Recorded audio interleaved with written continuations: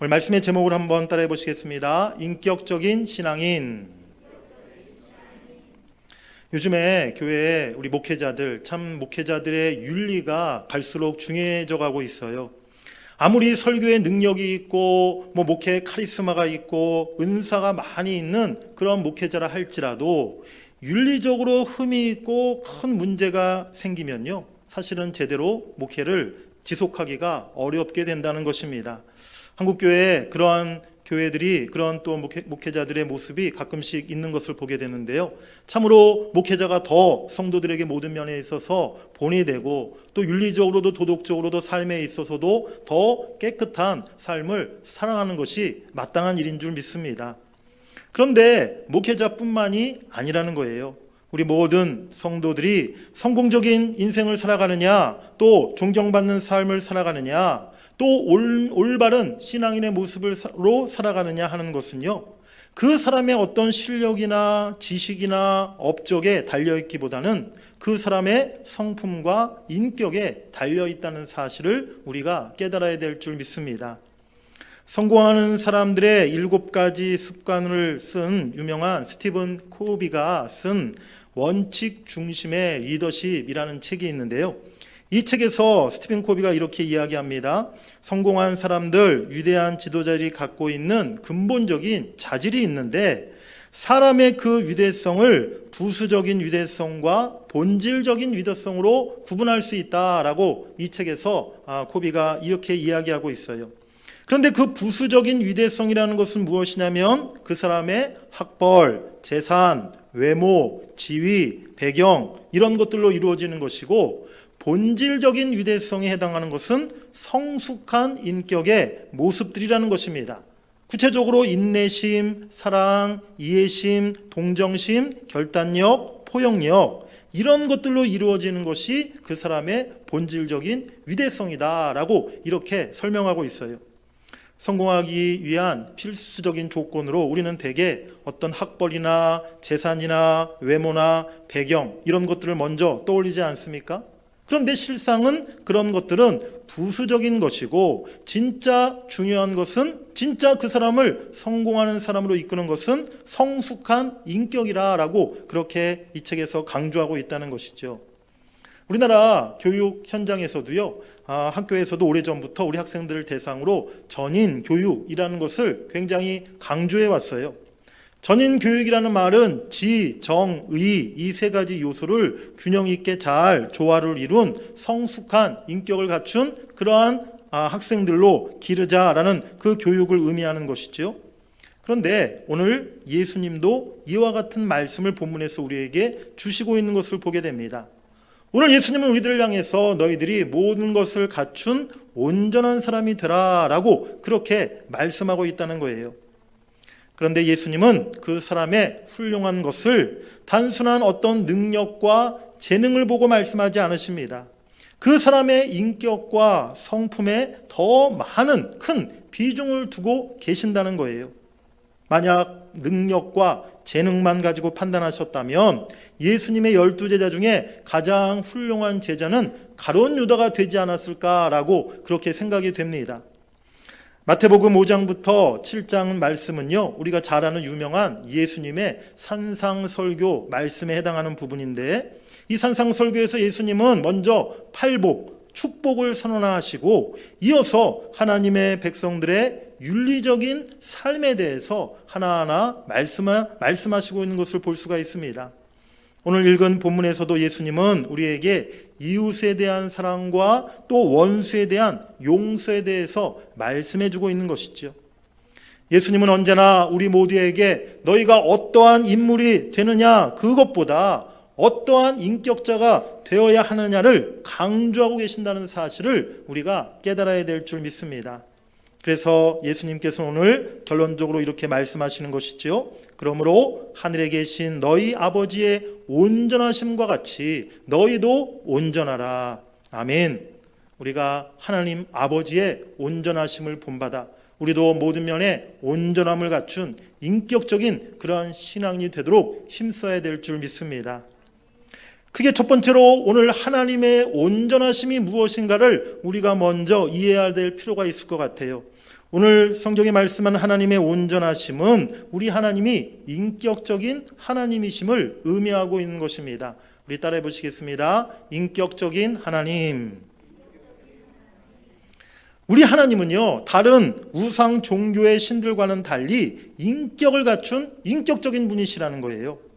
그 실체가 불분명하고 어떤 신비에 쌓여 있고 비논리적이고 이상히 야릇한 그런 신이 아니라 우리 하나님은 지정의를 갖추신 인격적인 분이심을 우리가 깨달아야 될 줄 믿습니다. 성경을 보면 성부, 성자, 성령 하나님의 인격적인 모습들이 숱하게 여러 군데 나타나 있지만 그 중에 가장 대표적이고 중요한 한 가지 사실만 예로 든다면 하나님께서 우리 인간을 구원하시는 구속사역의 과정을 통해서도 하나님의 인격적이신 분임을 우리가 발견할 수 있다는 것이죠. 첫 번째로 하나님은 우리를 구원하실 때 창세 전부터 계획하셨다는 사실입니다. 우리 따라해 보시겠습니다. 창세 전부터 계획하셨습니다. 우리 해당하는 말씀 갈라디아서 1장 15절 읽어보겠습니다. 시작. 그러나 내 어머니의 태로부터 나를 택정하시고 그의 은혜로 나를 부르시니가. 아멘. 한 구절 더 읽겠습니다. 에베소서 3장 11절. 곧 영원부터 우리 주 그리스도 예수 안에서 예정하신 뜻대로 하신 것이라. 아멘. 하나님은요, 창세 전부터 우리를 구원하시기로 예정하시고 작정하셨다라고 말씀하고 있어요. 만일에 어떤 젊은 남성이 길을 가다가 갑자기 충동심이 생겨가지고 길거리에서 처음 만난 어느 한 여성을 갖다가 그냥 집으로 데려다가 그와 결혼하고 부부로 살아간다면 그 사랑이 과연 인격적인 사랑이다, 또 인격적인 관계를 맺었다, 그렇게 우리가 말할 수 있겠습니까? 그것은 도저히 인격적인 사랑이라고 말할 수가 없는 그야말로 충동적인 그냥 감정에 휩쓸린 또 강압적인 그런 관계 또 사랑이라고 말할 수밖에 없는 것이겠죠. 그런데 하나님이 우리를 택하시고 구원하실 때 그렇게 하시지 않았다는 거예요. 하나님은 우리를 어머니의 태로부터 택정하시고 은혜로 부르셨다라고 말씀하십니다. 무턱대고 아무나 아니면 그때그때 기분 내키는 대로 하나님이 택하시고 구원하신 것이 아니라 철저한 계획과 하나님의 섭리 가운데 우리를 미리 아시고 우리가 부모의 태 성기기 이전부터 우리를 구원하기로 작정하셨다는 사실을 우리가 깨달아야 될 줄 믿습니다. 두 번째로 우리 하나님은 인격적인 사랑을 우리에게 베풀어 주셨어요. 따라해 보시겠습니다. 인격적인 사랑을 베푸셨습니다. 하나님은 우리가 하나님을 거역하고 하나님을 떠나서 죽을 수밖에 없는 그러한 존재가 되었지만 하나님의 인격적이고 뜨거운 사랑으로 우리를 용서하시고 우리를 구원하시기 위해 이 땅에 독생자 예수 그리스도를 보내주신 줄 믿습니다. 하나님이 세상을 이처럼 사랑하사 독생자를 주셨으니 할렐루야. 바로 예수님을 이 땅에 보내신 그 하나님의 그 결정에 하나님의 우리를 향한 인격적인 사랑이 담겨 있음을 우리가 깨달아야 한다는 것이죠. 세 번째로 하나님은 끝내 구원을 이루셨습니다. 따라해 보시겠습니다. 끝내 구원을 이루셨습니다. 이 땅에 그 예수 그리스도를 보내주시고 또 예수님을 십자가에 달려 돌아가게 하셨어요. 인류의 구원을 향한 우리를 구원하시기 위한 하나님의 놀라운 결단이었고 강력한 의지의 표현이었다는 사실을 우리가 깨달아야 될 줄 믿습니다. 그 하나님의 의지로 우리가 죄사함 받고 구원함을 받게 되었다는 것이죠. 이와 같이 하나님의 구속 사역에도 인격적인 하나님의 모습, 즉 하나님의 지정의가 다 잘 나타나 있음을 우리가 발견할 수가 있게 되는 것입니다.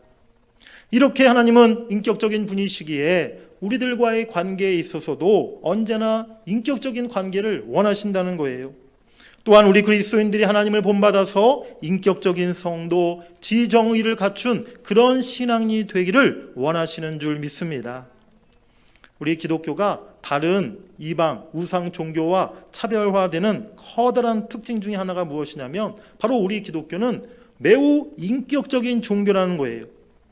우리 기독교 외에 다른 우상 종교들의 모습이 어떻습니까? 하나같이요, 비인격적인 그러한 특성을 가지고 있는 것을 발견하게 됩니다. 이슬람교 지금 어떤 모습들입니까? 이슬람교는요, 지금도 아직도 굉장히 여성을 무시하고 차별하는 그러한 집단이에요. 지금도 일부 다처제가 사우디아라비아, 이란 이런 나라 가보면요, 남편이 그냥 하나가 아내를 막 5, 6 거느릴 수 있도록 아예 법적으로 그렇게 아직도 그렇게 허용이 되어 있다는 거예요. 여자들의 권리를, 인권을 철저히 질밟는 나라들이 이슬람교 그 무슬림 국가들 아닙니까?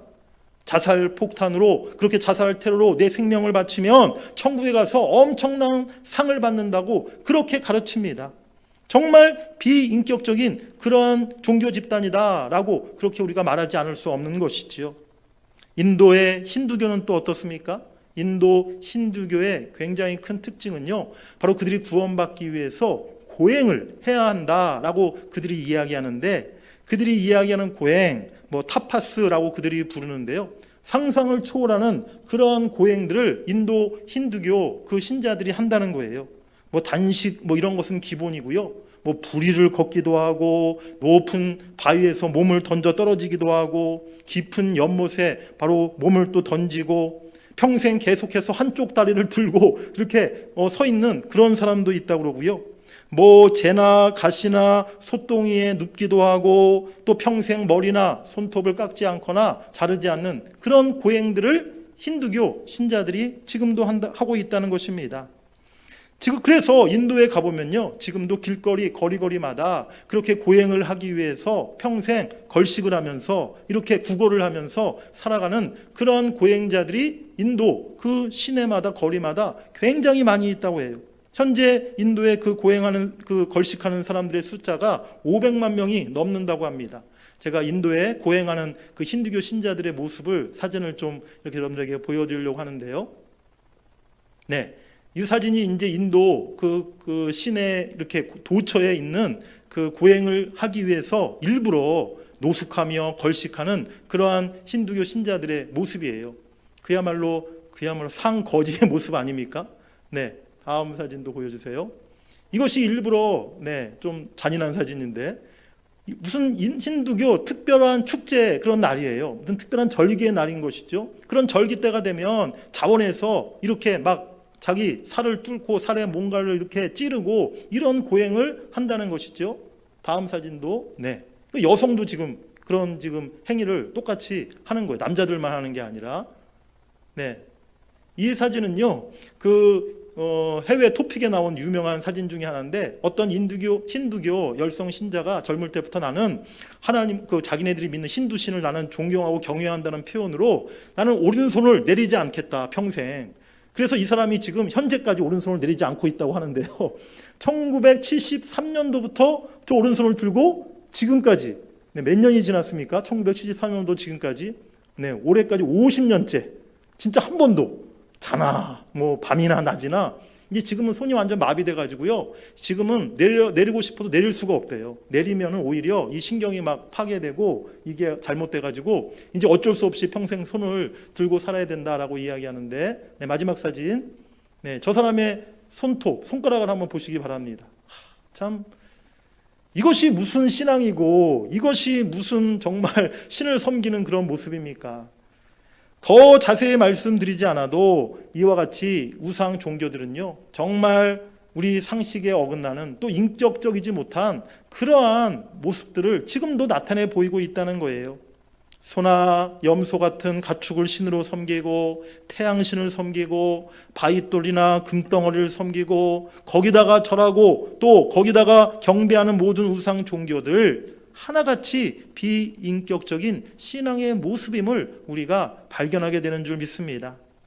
인격적인 하나님을 섬기지 아니하고 비인격적인 우상신들을 섬기는 우상 종교들은요, 그 태생이 인격적일 수가 없는 거예요. 오직 인격적인 하나님을 섬기는 우리 기독교만이 올바르고 참된 신앙임을 여러분들이 자신하시기 바랍니다. 우리가 섬기는 하나님이 인격적인 분이시고 우리가 믿는 기독교가 인격적인 종교이기 때문에 우리도 마땅히 인격적인 신앙인 지정의를 갖춘 균형 있는 그리스도인이 되도록 힘써야 한다는 사실입니다. 그렇다면 크게 두 번째로 인격적인 신앙인의 모습은 어떠한 모습이어야 할까요? 첫 번째는 지적인 신앙인이 되어야 한다는 것입니다. 여기서 말하는 지적이라는 것은 신앙의 지식과 지혜와 이성을 조화롭게 갖춘 그러한 그리스도인을 말하는 거예요. 하나님에 대한 지식, 말씀에 대한 지식, 진리와 거짓을 올바로 구별하고 세상 죄악에 대해 분별할 수 있는 힘을 갖춘 그러한 지혜, 바로 이러한 지혜와 지식을 갖춘 사람이 인격적인 신앙인인 줄 믿습니다. 그런데 이러한 지혜와 지식 또한 하나님이 우리에게 주신 은사 중에 하나라는 사실입니다. 우리 고린도전서 12장 8절을 한번 읽어보시겠습니다. 어떤 사람에게는 성령으로 말미암아 지혜의 말씀을, 어떤 사람에게는 같은 성령을 따라 지식의 말씀을. 감추어져 있는 성경 말씀의 의미나 또 비밀을 잘 발견하고 그것을 깨달아서 쉽게 잘 풀이하여 말씀을 가르치는 목회자, 또 성경을 깊이 연구해서 신학적인 이론들을 세워나가는 신학자들, 분명히 특별한 그런 지식의 은사를 받은 사람들이다라고 우리가 그렇게 말할 수 있겠죠. 그렇다고 목회자들이나 어떤 신학 교수들만 지적인 신앙인이 되는 것은 결코 아니라는 것입니다. 신앙은 무엇보다 먼저 우리의 지성과 관련이 되어 있음을 우리가 분명히 알아야 될 줄 믿습니다. 신앙을 비이성적이고 맹목적이다라고 생각하는 것은요, 굉장히 잘못된 위험한 그런 신앙관이라는 거예요. 생각하지도 않고 고민하지도 않고 무조건 덮어놓고 믿는 맹목적인 믿습니다주의, 별로 사실은 썩 좋은 신앙의 모습은 아니라는 것이죠. 호세아 6장 3절에 보면 그러므로 우리가 여호와를 알자, 힘써 여호와를 알자라고 말씀하십니다. 디모데후서 3장 14절에도 너는 배우고 확신한 일에 거하라 라고 그렇게 말씀하고 있다는 거예요. 하나님에 대해서 우리가 힘써 알고 성경 말씀을 열심히 배우라고 우리에게 분명히 말씀하시고 있는 줄 믿습니다. 알아야 우리가 헛수고를 하지 않는다는 거예요. 하나님에 대해서, 성경 말씀에 대해서 분명한 지식을 갖춰야 우리가 잘못된 그런 신앙으로 빠지지 않게 된다는 것이죠. 한 대학 청년이 있었는데 실명을 밝히지 못해서 이름을 철수라고 가명을 이야기하겠습니다. 철수라는 대학생인 대학을 들어갔어요. 그래서 대학에 들어가서 이제 하고 싶었던 것이 무엇이었냐면 우리 여자친구도 만나고 미팅도 하고, 그래서 이렇게 참 예쁘고 착한 애인을 사귀고 싶은 것이 이 철수의 참 오래전부터 꿈이었는데, 근데 대학에 가서 여자친구를 사귀려고 봤더니 이 철수에게 결정적인 문제가 있었어요. 뭐냐면 철수가 이렇게 아버지의 유전자를 물려받아서 이 고등학교 때부터 젊은 나이에 머리가 이게 빠지기 시작하는 거예요. 그래서 대학에 들어가기도 전에 머리가 거의 이렇게 젊은 20대 이 대학생이 이렇게 막 대머리에 가까울 정도로 그렇게 이 탈모 증세가 굉장히 심각하게 온 거죠. 그래서 철수가 너무 고민한 끝에 이 문제를 해결하기 위해서 여러 방법을 찾다가 서울의 유명한 병원에서 이 모발 이식을 해준다, 할 수 있다. 그래서 이 머리가 많이 탈모된 사람도 이렇게 풍성하게 머리를 만들 수 있다라는 정보를 알게 되었어요. 그런데 문제는 그 이식 수술, 모발 이식 수술을 하는데 비용이 많이 든다는 거예요. 1,000만 원도 넘게 든다는 거예요. 그래서 철수가 대학교 1학년 내내 하루도 쉬지 않고 열심히 아르바이트를 했습니다. 뭐 학교 다니면서도 방학 중에도 열심히 아르바이트를 해서 그 돈을 1년 동안 벌었어요.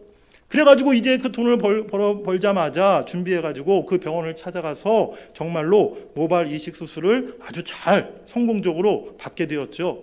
그래서 이제 머리가 풍성해져가지고 멋있는 대학생의 모습으로 변화해가지고 이제 자신 있게 아주 너무 기쁜 마음으로 집으로 돌아왔어요. 집으로 돌아왔는데 어머니가 오자마자 하시는 말씀이, 철수야, 오늘 군대 영장 나왔다. 내일 군대 가야 된다. 내일 군대 가야 돼서 머리를 다시 빡빡으로 밀어야 될 수밖에 없었다는 거죠. 웃는 얘기인데요. 우리가 뭐든지 제대로 알고 제대로 계획을 세워야 낭패를 보지 않고 헛수고를 하지 않게 된다는 것입니다. 우리 신앙도요, 우리가 제대로 알고 믿어야 헛수고하지 않고 잘못된 신앙의 길로 가지 않게 되는 줄 믿습니다. 우리 로마서 10장 17절 잘 아는 말씀인데 우리 같이 한번 읽어보시겠습니다. 시작. 그러므로 믿음은 들음에서 나며 들음은 그리스도의 말씀으로 말미암느니라. 아멘. 무조건 믿습니다가 아니라는 거예요. 말씀을 듣고 깨달을 때 분명한 믿음이 우리에게 생기게 됨을 여러분들이 믿으시길 바랍니다. 사랑하는 여러분들, 우리가 하나님에 대해서 또 하나님이 주신 성경 말씀에 대해서 얼마만큼 알고 있습니까? 하나님에 대한 말씀에 대한 지식이 부족한 신앙인 결국 어떻게 될까요? 믿음이 올라갔다 내려갔다 쉽게 요동치게 된다는 거예요. 내가 믿고 섬기는 하나님이 어떤 분이신지를 분명히 알고 내가 구원받은 것에 대한 내 믿음에 대한 또 내게 주신 사명에 대한 그 근거와 이유를 분명히 알고 깨닫게 될 때 우리의 신앙은 결코 요동치거나 흔들리지 않고 굳건히 세워지는 튼튼한 그런 신앙이 될 줄 믿습니다. 하나님을 아는 것, 말씀을 깨닫는 것, 성령님께서 우리에게 주시는 은혜예요. 우리 요한복음 14장 26절 읽어보시겠습니다. 보혜사 곧 아버지께서 내 이름으로 보내실 성령, 그가 너희에게 모든 것을 가르치고 내가 너희에게 말한 모든 것을 생각나게 하리라. 하나님, 아멘. 하나님, 제가 지혜가 부족합니다. 하나님을 아는 말씀에 대한 깨달음이 부족합니다. 성령 하나님, 내게 지혜를 주시옵소서. 말씀을 깨달을 수 있는 은혜를 주시옵소서. 여러분들 그렇게 구하시길 바랍니다. 우리 하나님께서 성령님을 통해 여러분들의 그 풍성한 하나님에 대한 지식과 말씀을 깨달을 수 있는 은혜를 주실 줄 믿습니다. 두 번째로 인격적인 신앙인의 모습은 정이 있는 신앙인의 모습이라는 것입니다. 우리 한번 따라해 보시겠습니다. 정이 있는 신앙인. 성경에서 말하는 정이라는 것은 우리의 감정, 감성, 느낌 이런 것들을 사실 말하는 것인데요. 더 분명히 말씀드리면 하나님에 대한 사랑, 하나님에 대한 경외심, 하나님을 신뢰하는 마음, 또 이웃과 우리 다른 지체들에 대한 사랑과 긍휼히 여기는 마음, 이 모든 것들을 다 정이 있다라고 이렇게 우리가 성경에서 말할 수 있는 것입니다. 우리는 어떤 사실을 단순히 머리로만 이해하는 데 그쳐서는 안 된다는 거예요. 감성이라는 것은요, 단순히 지식으로만 알았던 내용을 우리의 마음으로, 가슴으로 받아들이게 만듭니다. 우리가 하나님은 사랑이시다라는 사실을 안다고 이야기할 때 그것은 단순히 어떤 성경 공부를 통해서 이론적으로, 논리적으로 아는 것을 말하는 게 아니라는 것이죠.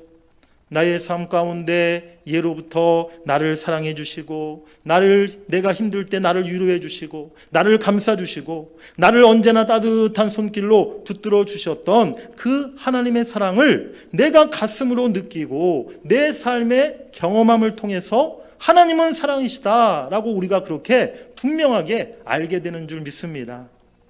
성경을 보면요, 다윗이 얼마나 참 감정과 이 감성이 풍부했는지 알 수가 없어요. 하나님 앞에서 기쁨으로 때로는 옷이 막 벗겨지도록 바지가 내려가는 줄도 모르고 그렇게 기뻐 춤을 추기도 했어요. 시로 악기로 날마다 하나님을 노래했던 사람이 바로 다윗이었습니다. 고난 중에 있을 때는 자신의 그 슬프고 괴로운 마음을 숨김없이 하나님 앞에 표현하고 아뢰었다는 거예요. 오늘 제가 우리 정원아 권사님 기도하시는데 참 기도에 제가 많이 은혜가 됐어요. 마음의 감동이 저도 됐어요. 특별히 오늘 권사님이 우크라이나 우리 전쟁으로 고통당하고 있는 우리 백성들을 위해서 정말 우리 권사님의 마음을 담아서 기도하셨는데 때로는 우리가 그런 기도도 필요하지 않습니까? 다윗도 그랬어요. 시편에 보면요, 너무나 고난 중에 너무나 어려운 일들 가운데 있을 때는 하나님을 향해서 탄식하며 하나님 어찌 잠잠하십니까? 하나님 저 악인들을 왜 그냥 내버려 두십니까? 그렇게 그 마음에 있는 탄식과 아픔을, 고통을 그가 숨김없이 하나님 앞에 아뢰었다는 것이죠. 그것이 바로 감정이 있는, 감성이 있는 바로 그 마음이 열려있는 신앙인의 모습인 것입니다. 참된 신앙은요, 반드시 우리로 하여금 하나님에 대한 사랑과 경외심, 죄에 대한 미움, 또 하나님께 대한 감사와 받은 은혜로 인한 기쁨이 넘치게 하는 줄 믿습니다. 신앙에는요, 감동하고 또 감격하는 이 정적인 요소가 반드시 포함되어 있어야 한다는 거예요. 무엇보다 우리가 하나님 앞에 드리는 모든 예배가 감격이 있는, 감동이 있는 예배가 될 수 있기를 간절히 바랍니다. 어떤 교회를 가보면 예배 드리는 성도들의 모습이 너무 건조하고 딱딱하고 냉랭한, 차가운 그런 성도들의 모습이 있는 교회들을 보게 돼요. 마치 학창시절에 여러분들 생각나시겠지만 한 달에 한 번씩 이렇게 조회를 하지 않습니까? 학생들을 운동장에 다 그 막 2,000명 넘는 그 많은 학생들을 운동장에, 넓은 운동장에 다 모아놓고 이렇게 한 달에 한 번씩 그 조회를 이렇게 하는데요. 그 조회 시간 중에 가장 학생들이 힘들어하고 지루했던 시간이 과연 무엇일까요? 네? 그 지루했던, 여러분들도 다 경험하셨잖아요. 그 조회 시간에 가장 힘들고 지루한 시간이 어느 시간이냐면 교장 선생님의 훈시 시간. 교장 선생님, 옛날부터 모든 교장 선생님들은 왜 이렇게 말씀이 기신지, 목사님들의 꼭 설교 말씀 같아요. 네, 끝날 듯 끝나지가 않아요.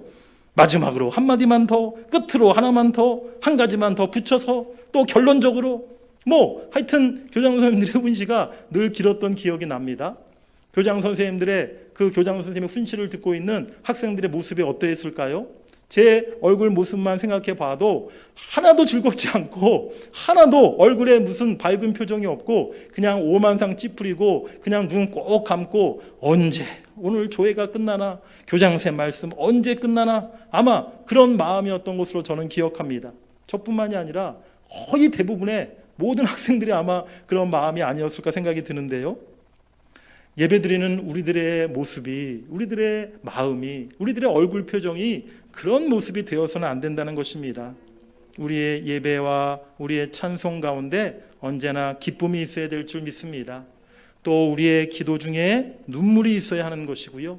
또 말씀을 듣고 깨닫는 중에 감동이 있고, 또한 우리 마음이 활짝 열리는 그러한 예배가 되어야 될 줄 믿습니다. 또 우리가 모든 사람들과의 관계, 다른 형제 자매 성도들과의 관계에 있어서도 정이 있고 좀 긍휼한 마음이 있고 또 아끼는 마음이 있는 그런 우리 그리스도인이 될 수 있었으면 좋겠습니다. 오늘날 이 세상이 얼마나 메마르고 차가워져 가고 있습니까? 이런 세상 속에서 우리 그리스도인만이라도 그야말로 감성이 있고 정이 있고 마음이 따뜻한 그러한 여러분들 되시기를 간절히 바랍니다. 세 번째로 인격적인 신앙은 의지적인 신앙인을 말하는 것입니다. 따라해 보시겠습니다. 의지적인 신앙인. 의지적인 신앙인은 의지가 있고 결단이 있고 행동이 뒤따르는 그러한 그리스도인을 말하는 것이에요. 진짜 신앙은요, 지성적인 요소, 또한 두 번째 감성적인 요소와 더불어서 반드시 의지적인 요소가 함께 결합되어 있어야 한다는 것입니다. 의지적인 신앙이 빠진 신앙은 곧 거짓 신앙, 병든 신앙이 될 수밖에 없다는 것이죠. 행함이 없는 믿음은 외형적인 믿음이요, 명목상의 믿음이요, 곧 죽은 믿음이다라고 성경은 말씀하고 있습니다. 신앙생활에 있어서 먼저였던 지적인 요소, 두 번째였던 감정의 요소도 중요하지만 실상 가장 중요한 것은 이 세 번째 의지적인 요소임을 우리가 기억해야 될 줄 믿습니다. 머리로 잘 이해가 되지 않는 상황이라 할지라도, 나의 마음과 감정이 때로는 슬픔과 원망으로 가득 차 있는 상황이라 할지라도 우리는 의지적으로 하나님을 믿고 하나님을 의지하고 하나님 앞에 나아가야 한다는 것입니다. 의지는 내가 가진 믿음을 겉으로 나타내 보이는 것이에요. 진정한 회개에는 의지적인 결단과 변화가 뒤따라야 하는 것입니다. 기도함에도 내 의지가 분명히 나타나야 하는 것이에요. 주님이 주신 사명을 감당하기 위해서도 우리가 전도나 선교나 봉사나 구제나 무엇이든지 간에 확실한 의지와 행동이 뒤따라야 되는 줄 믿습니다. 말씀을 많이 들어서 우리가 지식은 충만합니다. 어떻게 사는 것이 하나님의 뜻에 합당한 삶인지 잘 알고 있어요. 말씀을 들을 때마다 마음의 찔림도 있고 성령께서 주시는 감동도 있습니다. 이제 남은 것이 무엇입니까? 주님을 향한 절대적인 믿음으로 의지적인 결심과 결단과 실천과 행동이 이제는 뒤따라야 될 줄 믿습니다.